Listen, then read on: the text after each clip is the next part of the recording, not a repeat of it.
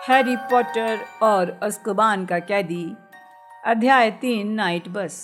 Harry काफ़ी दूर पैदल चला, फिर थक कर मैग्नोलिया क्रेसेंट के नीचे दीवार पर बैठ गया। भारी संदूक को खींचना मुश्किल काम था। वो हाँफने लगा। गुस्से का सैलाब अब भी मन में घुमड़ रहा था, लेकिन अंधेरी सड़क पर 10 मिनट तक अकेले बैठने के बाद उसके मन में एक बिल्कुल नया भाव हावी हो गया, दहशत।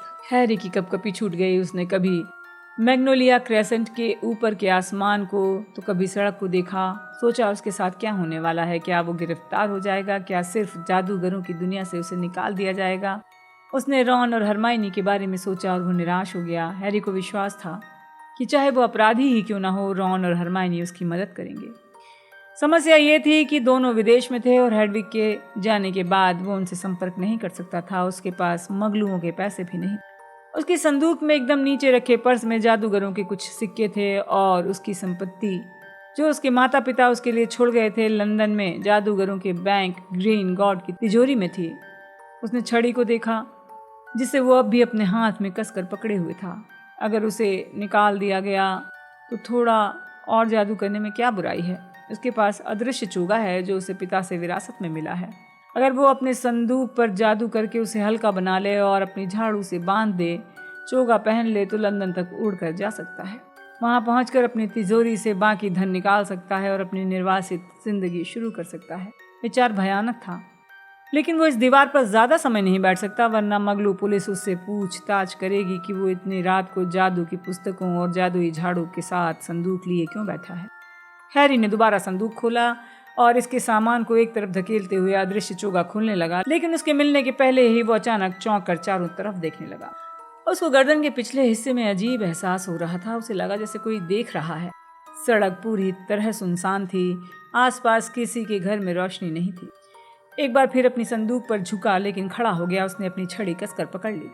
उसे आवाज तो नहीं आई, परंतु उसने महसूस किया कोई व्यक्ति या कोई वस्तु उसके पीछे की फेंस और गैरेज के बीच की सकरी जगह में खड़ी थी। हैरी ने आंखें गड़ाकर अंधेरी गली की तरफ देखा। वो चाहे जो हो, उसके हिलने पर ही हैरी को ये पता चल सकता था कि वो कोई आवारा बिल्ली है या कुछ और। प्रकाशित भव, हैरी बुदबुदाया। तत्काल उसकी छड़ी के सिरे पर रोशनी हो गई, जिससे उसकी आंखें चौधिया गईं। रोशनी में हैरी को वहां किसी जानवर की विशाल आकृति नजर आई, जिसकी आंखें चौड़ी थीं और चमक रही थीं। हैरी उछलकर पीछे हट गया। इस कोशिश में उसके पैर संदूक से टकरा गए। वो लड़खड़ा कर गिर गया। गिरते समय उसने अपना मुंह बचाने के लिए हाथ टेकने की कोशिश की तो छड़ी हाथ से छूटकर गिर गई और वो जमीन पर गिर पड़ा।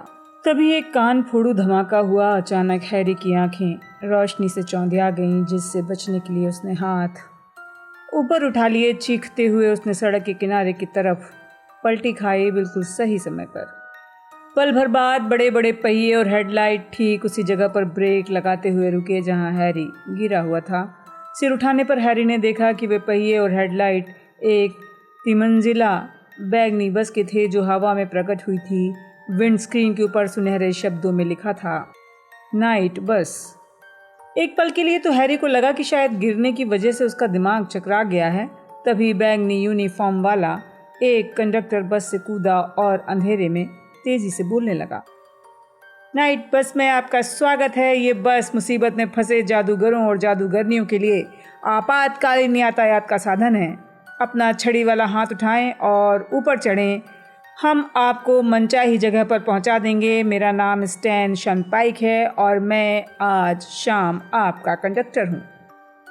कंडक्टर बोलते बोलते रुक गया, क्योंकि उसे हैरी उसी समय दिखा जो अब जमीन पर बैठा हुआ था। हैरी ने अपनी छड़ी दोबारा उठाई, लड़खड़ाते हुए खड़ा हो गया।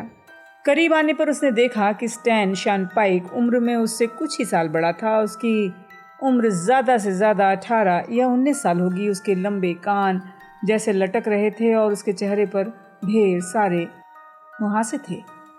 स्टैन ने अपने व्यावसायिक अंदाज को छोड़ते हुए पूछा, नीचे क्यों बैठा हुआ है?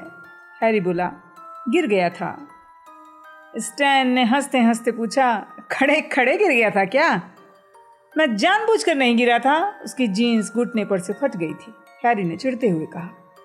इसके अलावा उसने गिरते समय बचने के लिए जिस हाथ का सहारा लिया था उसमें से खून निकल रहा था। उसे अचानक याद आया कि वो गिरा क्यों था। वो गैरेज और फेंस के बीच की खाली जगह को देखने के लिए तेजी से पलटा। नाइट बस की हेडलाइट के कारण वहाँ बहुत रोशनी थी, लेकिन दिख कुछ नहीं रहा था। स्टैन ने पूछा, क्या हुआ, क्या देख रहा है? वहाँ पर एक बड़ी काली सी चीज थी। हैरी ने खाली जगह की तरफ इशारा करते हुए कहा, किसी कुत्ते जैसी, लेकिन बहुत बड़ी। उसने स्टैन की तरफ मुड़कर देखा, जिसका मुंह थोड़ा खुला था। परेशानी से हैरी ने देखा कि स्टैन की निगाह उसके माथे के निशान पर पहुंच गई।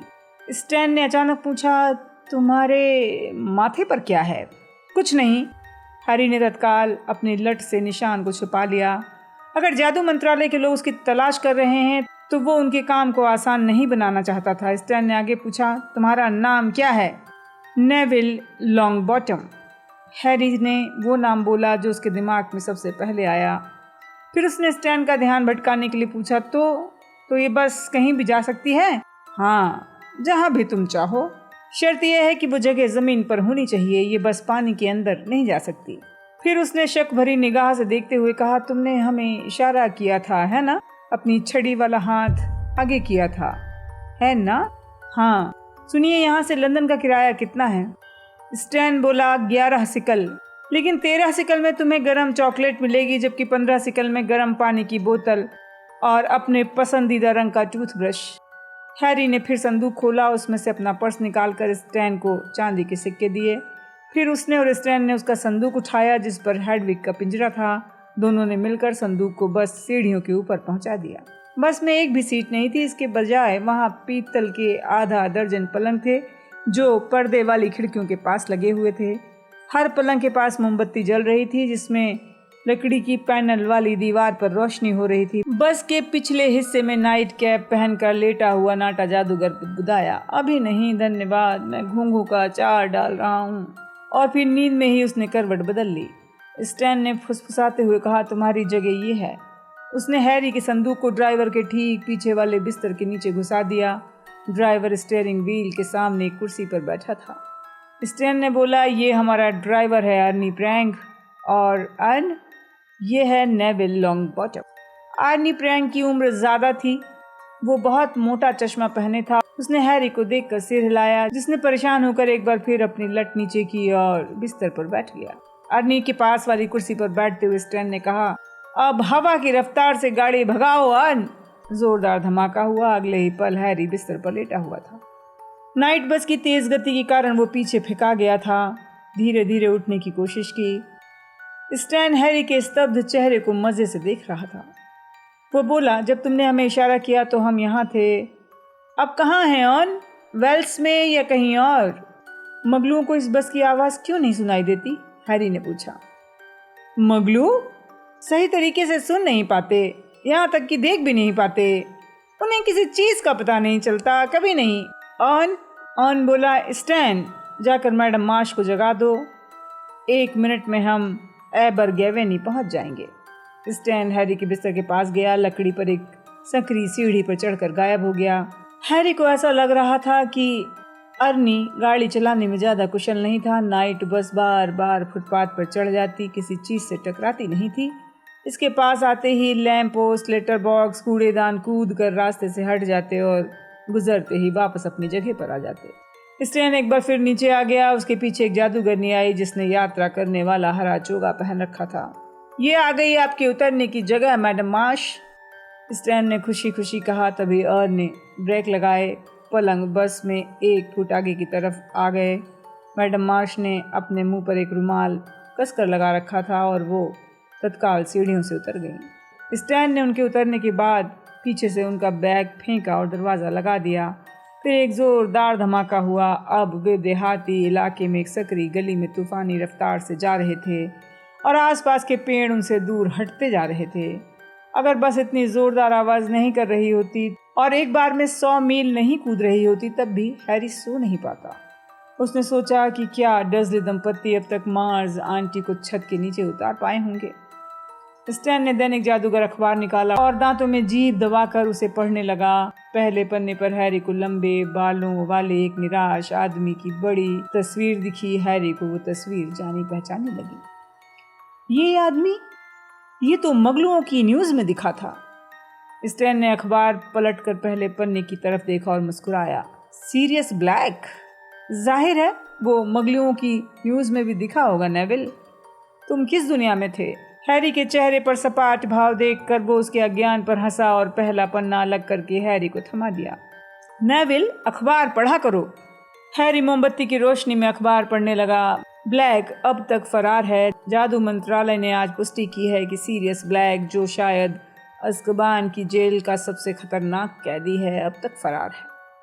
जादू मंत्री कॉर्नेलियस फज ने आज सुबह कहा, हम ब्लैक को दोबारा पकड़ने की हर संभव कोशिश कर रहे हैं और जादूगर समुदाय को शांत रहने का आग्रह करते हैं।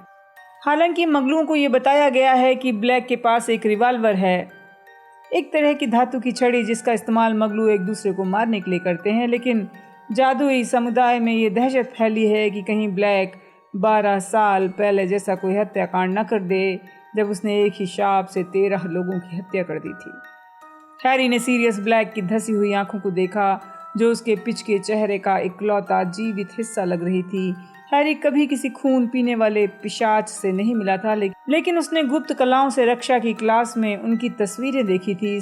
सफेद चेहरे वाला ब्लैक उन्हीं जैसा दिख रहा था। बहुत बड़ा खूनी है ना? स्टैन ने कहा, जो हैरी को पढ़ते हुए देख रहा था। उसने 13 लोगों को एक ही शाप से मार डाला था? हैरी ने स्टैन से पूछा। हाँ, उस घटना के बहुत से चश्मदीद गवाह थे। वो हादसा भरी दोपहर में हुआ था। बहुत बड़ा हत्याकांड था, है ना अर्न? अर्न ने उदासी से कहा। फिर वो बोला, ब्लैक तुम जानते हो कौन का बहुत बड़ा समर्थक था? क्या? वोल्डेमॉर्ट का? हैरी ने बिना सोचे समझे कह दिया। स्टैन की मुहासे तक सफेद हो गए। अर्नी ने स्टीयरिंग व्हील इतनी जोर से घुमाया कि बस के रास्ते से हटने के लिए पूरे के पूरे फार्म हाउस को उछलकर पीछे जाना पड़ा। स्टैन चीखा, तुम पागल तो नहीं हो गए हो?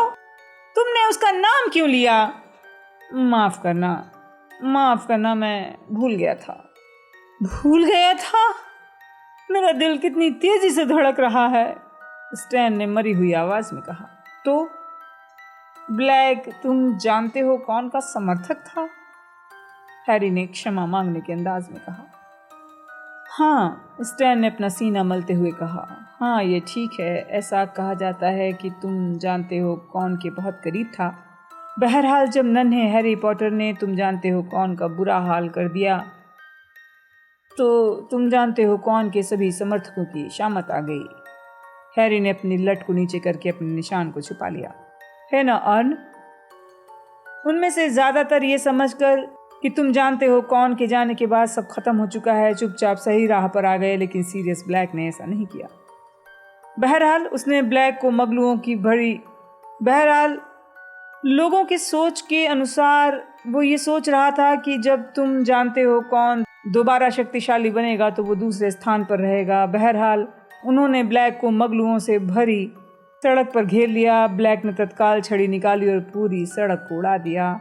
इस विस्फोट में उसके रास्ते में आने वाला एक जादूगर और 12 मगलू मारे गए।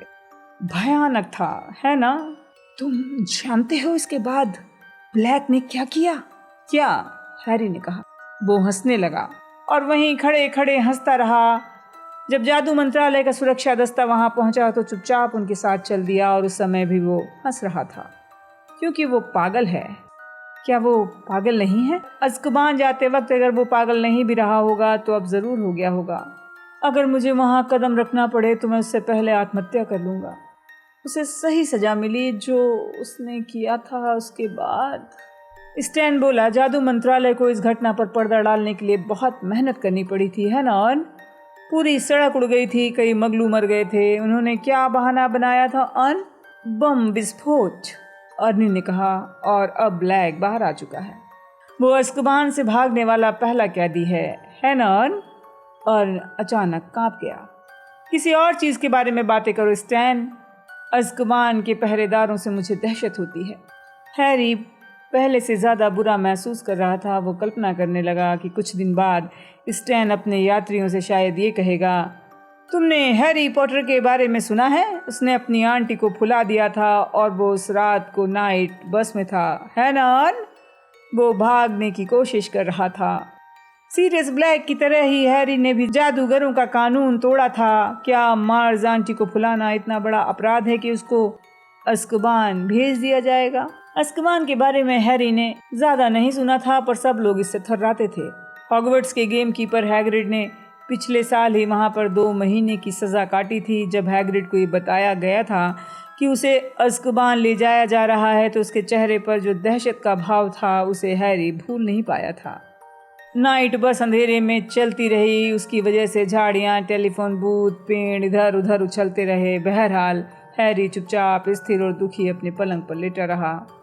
कुछ समय बाद स्टैन को याद आया कि हैरी ने गर्म चॉकलेट के पैसे दिए थे, इसलिए उसने उसे गर्म चॉकलेट देने की कोशिश की, लेकिन तभी बस एंगलसी के एबरडीन पर कूदी, जिस वजह से स्टैन के हाथ से पूरी की पूरी चॉकलेट हैरी के तकिए पर फैल गई। ड्रेसिंग गाउन और स्लीपर्स पहने जादूगर और जादूगरनियाँ एक एक करके ऊपरी मंजिल से नीचे आए और बस से उतरते गए। उतरते समय वो बहुत खुश थे।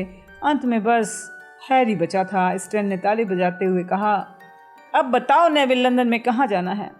हैरी ने कहा, छू मंत्र गली। ठीक है, कस कर पकड़ लो। एक जोर का धमाका हुआ। वे चेयरिंग क्रॉस रोड पर तेजी से बढ़ रहे थे। हैरी उठकर बैठ गया। उसने देखा कि इमारतें और बेंचें नाइट बस के रास्ते से दूर हटने के लिए सिकुड़ रही थी। आसमान में हल्की हल्की रोशनी होने लगी। वो कुछ घंटे तक छिपा रहेगा, फिर ग्रीन गॉड का बैंक खुलते ही जाकर वहाँ से पैसे निकालेगा और फिर चल पड़ेगा न जाने कहाँ। और ने कस के ब्रेक लगाए। नाइट बस एक छोटे और गंदे से बियर बार रिश्ती कड़ाही के सामने फिसलती हुई रुक गई। इसके पीछे छूमंत्र गली का जादुई प्रवेश द्वार था। धन्यवाद, हैरी ने ऑन को कहा। वो सीढ़ियों से नीचे कूद गया। फिर संदूक और हेडविग के पिंजरे को उतारकर फुटपाथ पर रखने के लिए उसने स्टैन की मदद की। ठीक है, हैरी ने कहा, अलविदा। लेकिन स्टैन का ध्यान उसकी तरफ नहीं था। वो बस के दरवाजे पर खड़ा होकर रिश्ती कड़ाही के प्रवेश द्वार की तरफ देख रहा था। तो तुम आ गए हैरी? एक आवाज आई। इससे पहले कि हैरी पलटता, किसी ने उसके कंधे पर हाथ रख दिया और स्टैन चिल्लाया, ओहो अर्न, यहाँ आओ, जल्दी आओ। हैरी ने देखा उसके कंधे पर किसका हाथ था। नजरें उठाईं तो उसे ऐसा महसूस हुआ जैसे उसके पेट में बाल्टी भर बर्फ भर गई हो। वो सीधे जादू मंत्री कॉर्नेलियस फज से टकरा गया था। स्टैन फुटपाथ पर कूदकर उसके पास आया। उसने रोमांचित होकर पूछा, मंत्री जी, आपने नेविल को किस नाम से पुकारा? लंबे धारीदार चौगे में फज थके थके दिख रहे थे। उन्होंने त्योरियां चढ़ाकर कहा, नेविल, ये तो हैरी पॉटर है, मैं जानता था। स्टैन खुशी से चिल्लाया, ऑन जरा आओ तो सही, नेविल कौन है? वो हैरी पॉटर है, मुझे उसका निशान भी दिख रहा है। हाँ, फज ने थोड़े रूखे अंदाज में कहा, मुझे खुशी है कि नाइट बस ने हैरी को बिठा लिया। बहरहाल हाल फिलहाल मुझे उसे रिश्ती कड़ाही ले जाना है। फज ने हैरी के कंधे पर दबाव बढ़ा दिया। उसे बियर बार के भीतर ले जाने लगे। बार के पीछे एक झुकी हुई आकृति लालटेन हाथ में लेकर बाहर आई। यह आकृति बियर बार के मालिक टॉम की थी, जिसके चेहरे पर झुर्रियां थी और मुंह में दांत नहीं थे। टॉम ने कहा, आपको मिल गया मंत्री महोदय, क्या आपको कुछ चाहिए? बियर, ब्रांडी, शायद चाय? फज ने कहा, जिन्होंने हैरी को पकड़ रखा था। उन्हें अपने पीछे से किसी चीज के घिसटने पटकने की आवाज आई। स्टैन और अर्न बियर बार में आ गए थे। वो हैरी का संदूक और हेडविग का पिंजरा उठा कर लाए थे। स्टैन ने हंसते हुए कहा, तुमने हमें बताया क्यों नहीं? टॉम, फज ने चिढ़कर कहा। जब टॉम ने फज को बार से दूर गलियारे की तरफ आने का इशारा किया तो हैरी ने स्टैन और अर्न से दुखी स्वर में बाय बाय कहा। बाय बाय नेविल, स्टैन बोला। फज हैरी के साथ टॉम की लालटेन के पीछे चलते गए। वो सकरे गलियारे से होते हुए छोटे पार्लर में पहुंच गए। टॉम ने अपनी उंगलियों से चुटकी बजाई, जिससे तत्काल अंगीठी में आग जल गई। इसके बाद टॉम ने सलाम करते हुए सिर झुकाया और बाहर चला गया। फज ने आग के पास वाली कुर्सी की तरफ इशारा किया, बैठ जाओ हैरी। हैरी बैठ गया। आग की गर्मी के बावजूद उसे लगा जैसे उसकी बाहें अकड़ गई हैं। फज ने अपने धारीदार चोगे को उतार कर एक तरफ रख दिया। इसके बाद अपने हरे सूट के पैंट को ऊपर खिसकाते हुए हैरी के सामने बैठ गया। मैं जादू मंत्री कॉर्नेलियस फज हूँ हैरी। हैरी ये बात पहले भी जानता था। वो पहले भी फज को देख चुका था, लेकिन उस समय वो पिता का अदृश्य चोगा पहने था, इसलिए फज को पता नहीं चला। सराय का मालिक टॉम दोबारा आया। उसने अपनी नाइट शर्ट के ऊपर एप्रन पहन रखा था। उसके हाथ में चाय की ट्रे और ब्रेड स्लाइस थे। उसने फज और हैरी के बीच में वो ट्रे रख दी, फिर पार्लर से बाहर जाते समय दरवाज़ा बंद कर दिया।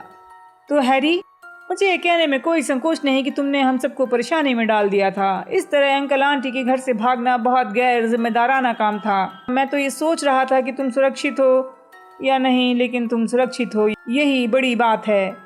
फज ने अपने ब्रेड पर बटर लगाया और हैरी की तरफ प्लेट बढ़ा दी। खाओ हैरी, तुम कमज़ोर दिख रहे हो। तुम्हें सुनकर खुशी होगी कि हम मिस मार्जरी डर्जली के फूलने की दुर्भाग्यपूर्ण घटना से निपट चुके हैं। हमने जादुई दुर्घटना बचाव विभाग के 2 आदमी कुछ घंटे पहले प्रिवेट ड्राइव भेजे थे। उन्होंने मिस डर्जली की सारी हवा निकाल दी है, उनकी याददाश्त भी सुधार दी है। इस घटना के बारे में उन्हें कुछ याद नहीं रहेगा। तो इस तरह बात खत्म हुई हैरी, किसी को कोई नुकसान नहीं हुआ। फज अपने चाय के कप के ऊपर से हैरी की तरफ देखकर मुस्कुराए। वो उसे ऐसे देख रहे थे जैसे कोई अंकल अपने प्रिय भतीजे को देखता हो। हैरी को अपने कानों पर यकीन नहीं हो रहा था। और तुम अपने अंकल आंटी की प्रतिक्रिया के बारे में चिंता कर रहे हो, तो मैं इनकार नहीं करूंगा कि वो बहुत नाराज थे, लेकिन अपनी गर्मी की छुट्टियों में वो तुम्हें घर पर रखने को तैयार हैं, बशर्ते तुम क्रिसमस और ईस्टर की छुट्टियों में हॉगवर्ट्स में रहो।